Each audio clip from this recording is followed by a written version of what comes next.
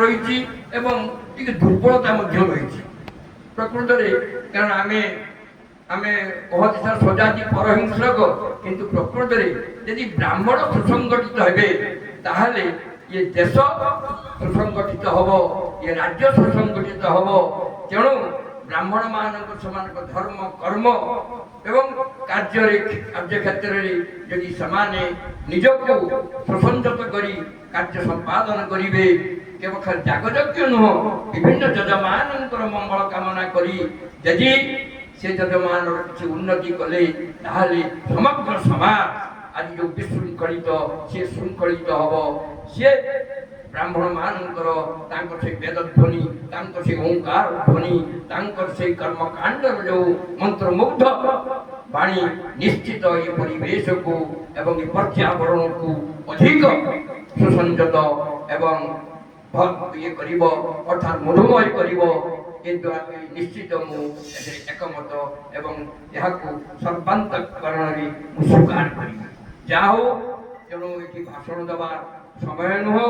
ତେଣୁ ଆମେ ଏଇ ମାସ ଶେଷ ସପ୍ତାହରେ ଆମେ ଜିଲ୍ଲାର ଆମେ କରିମୁ ନିର୍ବାଚନ ଏବଂ ସେଥିପାଇଁ ବହୁ ଝଡ଼ଝଞ୍ଜା ବା ବହୁତ ଚାଲିଛି, ବାଦ ବିସମ୍ବାଦ ଚାଲିଛି। ତେଣୁ ହେ ଯୁବ ସମାଜ, ହେ ଯୁବକ ବନ୍ଧୁମାନେ, ତେଣୁ ଏ ଅନୁଷ୍ଠାନର କେମିତି ଉତ୍ତରୋତ୍ତର ଉନ୍ନତି ହବ, ଏ ବର୍ଷିୟାନ ଅନୁଷ୍ଠାନ ଏବଂ ବାଲେଶ୍ୱରର ସର୍ବବୃହତ୍ କେହି ଶତାୟୁ ହୋଇନାହାନ୍ତି ଯେ କେବଳ ବାଲେଶ୍ୱର ପ୍ରଥମ ଅନୁଷ୍ଠାନ ଯିଏକି 105 ବର୍ଷ ପୂର୍ତ୍ତି କରିସାରିଛି।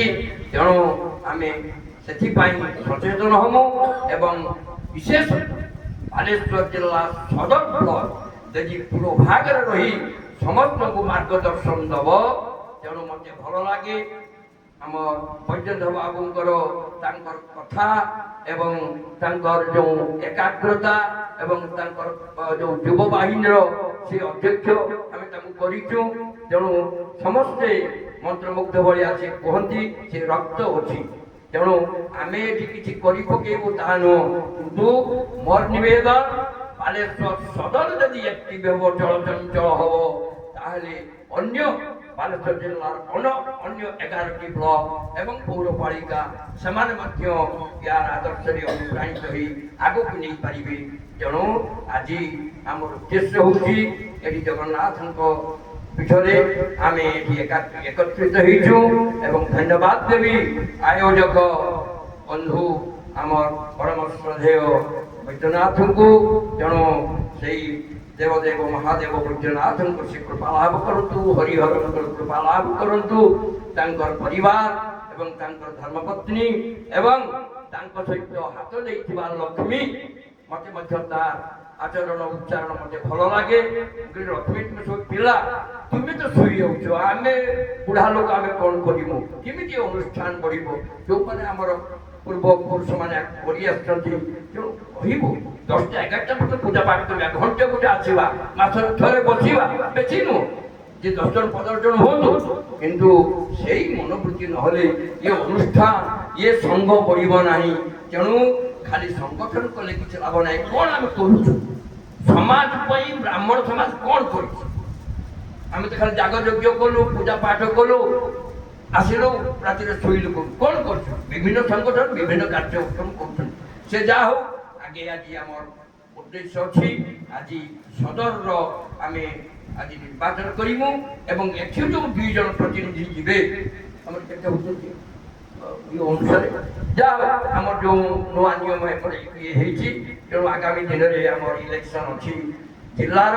ତେଣୁ ସଦର ବ୍ଲକରୁ ମନୋନୀତ ହେଇକି 2-4 ଜଣ ସଦସ୍ୟ ଯିବେ। ତେଣୁ କାହାକୁ ଆମେ ପଠେଇବା ଯେଉଁମାନେ କି କାମ କିଛି କରିବେ।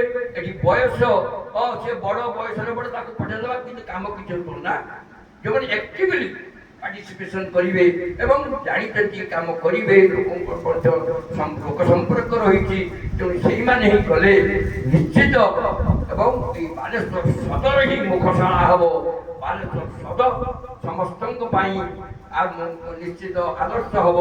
ସେଥିପାଇଁ ବାଲେଶ୍ୱରର ଆଜି ସଭାରେ, ବ୍ରାହ୍ମଣ ସଭାରେ, ସଦର ବ୍ଲକ ଦ୍ୱାରା ଆୟୋଜିତ ବ୍ରାହ୍ମଣ ସଭାରେ ସମସ୍ତଙ୍କର ମଙ୍ଗଳ କାମନା କରିବା ସହିତ ଏ ବ୍ରାହ୍ମଣ ସମିତିର ଉତ୍ତରୋତ୍ତର ଉନ୍ନତି କାମନା କରି ରହୁଛି। ଜୟ ଜଗନ୍ନାଥ। ଜୟ ଜଗନ୍ନାଥ ହରି ଓମ୍। ଆଉ ଥରେ ଆପଣମାନଙ୍କୁ ସମସ୍ତ ବ୍ରାହ୍ମଣ ଦେବତାଙ୍କୁ କୋଟି କୋଟି ପ୍ରଣାମ। ହରି ଓମ୍ ହରି ଓମ୍ ହରି ଓମ୍।